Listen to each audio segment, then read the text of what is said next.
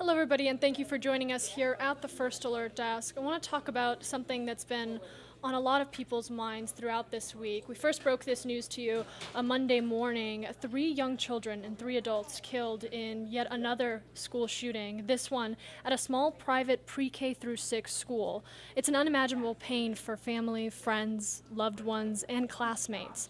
Today, the funeral for one of those victims, 9-year-old Evelyn Dykhouse.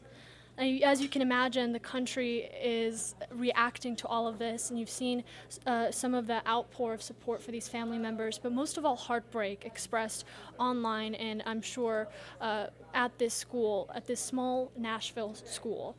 And that brings up the question of talking about mental health and helping children process traumatic events like this. And to talk to us about that, I want to bring in Nicole Thompson. She is a retired school psychologist and author of the book Reach to Teach: 7 Simple Trauma-Informed Steps to Help Urban Students Engage, Improve Grades, and Decrease Disruptive Behaviors.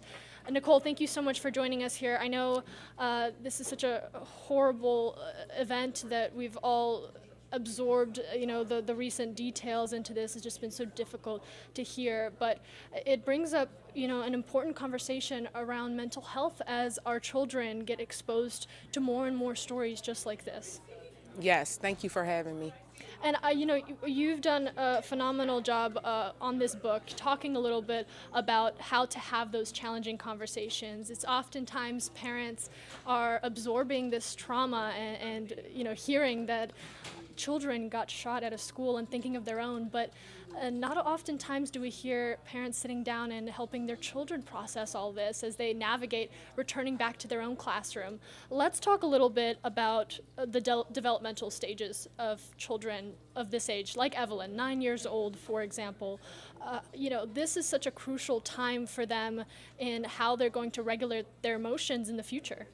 Yes, so actually from 1 to 7, and of course 9 is still a very important age, but 1 to 7 are the years that actually shape your life and give you your perspective for your entire life. So if you're constantly being traumatized and sent through these different violent acts, that's how the rest of your life is going to be shaped. So you're going to see the world from, I hate to say it, the traumatized perspective. So your behaviors may be different, your reactions may be different, and you just don't see the world like others do from a safe lens.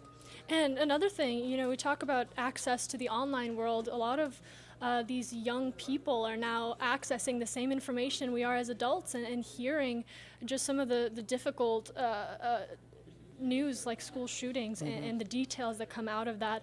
I want to talk a little bit about what it means to go through a traumatic event at that young of an age. So again, it actually sets the stage for the rest of your life. Your brain is still developing, and those are, if you're constantly experiencing traumatic events, the neurons in your brain actually start to form more and more. So you get all of these neurons in your brain that's used to reacting to trauma, where the ones where you feel safe are starting to be pruned. So the growth of those neurons is what brings about those different behaviors and all. So it's really important for parents to really keep that in mind and keep their child, as much as they can, keep their nervous system calm. And you can keep your child's nervous system calm in pretty simple ways. Movement is a big one, because movement allows those emotions that is attached to the trauma to go out and move away. You can also do so many different types of breathing techniques. There's many that you can just look up online. And also just like creative outlets, coloring, drawing, writing, journaling. Just keep your child busy so they won't ruminate on those emotions and they get stuck and cause illnesses that we often see, like asthma and diabetes and mental illnesses like PTSD. It's interesting that those conditions can form from events that we don't really often think that they can connect to. A lot of what you talk about in your book is helping parents navigate ways to process trauma, but also help their younger child process it as well. And that brings up the word resilience. Yes. And I want to talk a little bit about that. How do you define resilience and its importance of building it in our children? I say resilience is the ability to overcome the difficult things in life and be successful. Just speaking from my own childhood, I lost my mom to suicide when I was 8 years old. And I truly believe that the love from the adults in my family got me to where I am today. So if you're an adult in a child's life and they experience trauma, just really try to bump up that love. And it doesn't necessarily have to be you helicoptering over that child. It could be giving the child some time to themselves so they can actually think and process what was going on. You really have to cater it to each individual, but let them know for sure that you are there for, as a listening ear, and you're there to understand what they're going through. Nicole, as a psychologist and as someone who has worked with these young children, you have seen firsthand their abilities in how they can process traumatic situations and their emotions. They're oftentimes navigating their own feelings for the very first time, not having a lot of past experience to guide them through new moments. Talk to me a little bit, or the parents out there, I should say, about how these young children go about absorbing this information and navigating their own feelings, because oftentimes we as adults don't really know until we have that conversation with them.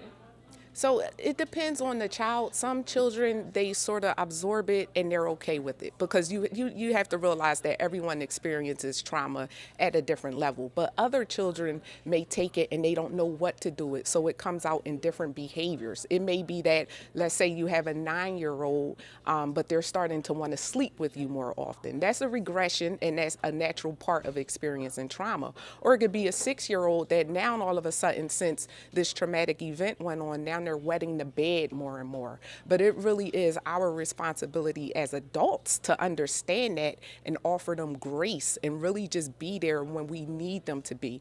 Allow them to talk as much as they want to. They may not want to talk, but I definitely encourage you not to force it, because sometimes when you force them to talk and they're not ready, it just does more harm.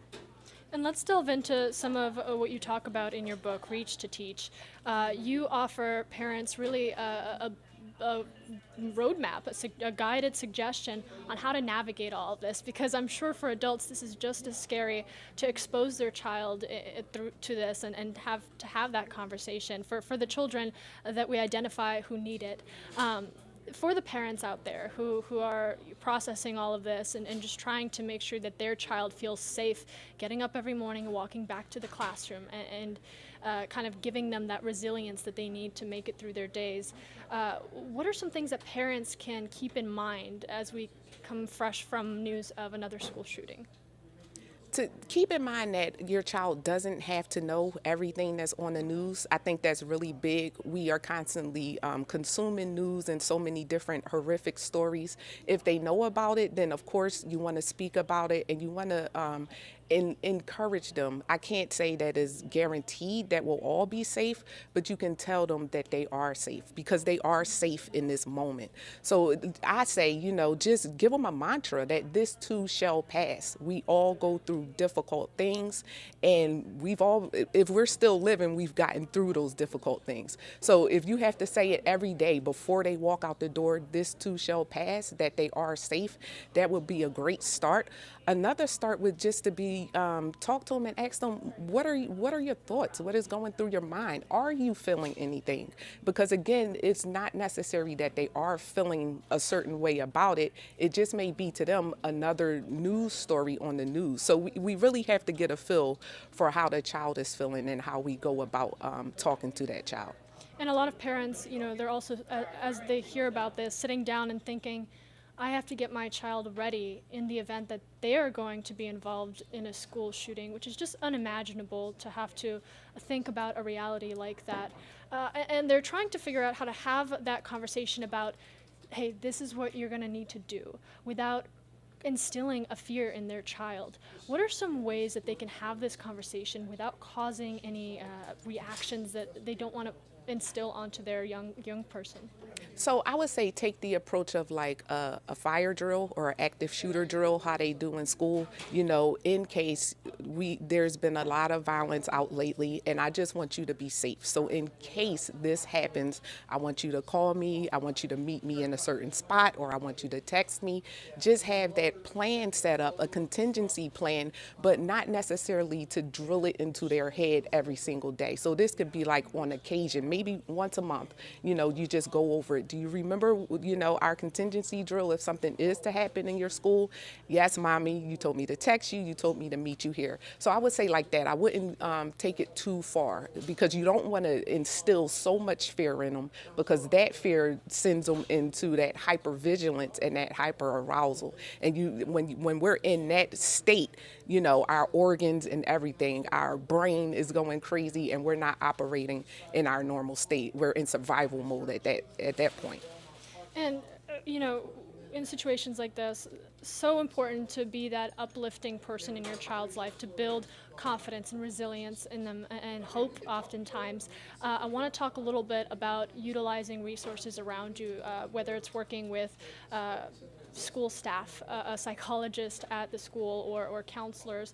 What are some resources to help parents have these conversations with their children and also just better look out for their kids?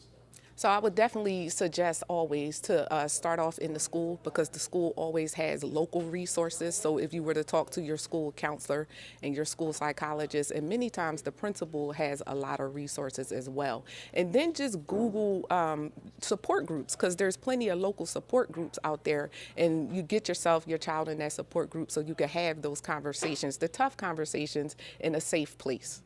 A lot of parents walking into the weekend with their child, spending a lot of time with them. They're off work, child is out of school. This is just a good opportunity to be there for one another. And that brings me back to Reach to Teach. I want to talk just a little bit more about this book. It's a fantastic guide to taking on trauma together. Anything that we haven't talked about that you just want people to make sure that they know headed into their weekend, and also major key points that you've touched upon in this wonderful book? I would say for the most part, just remember grace.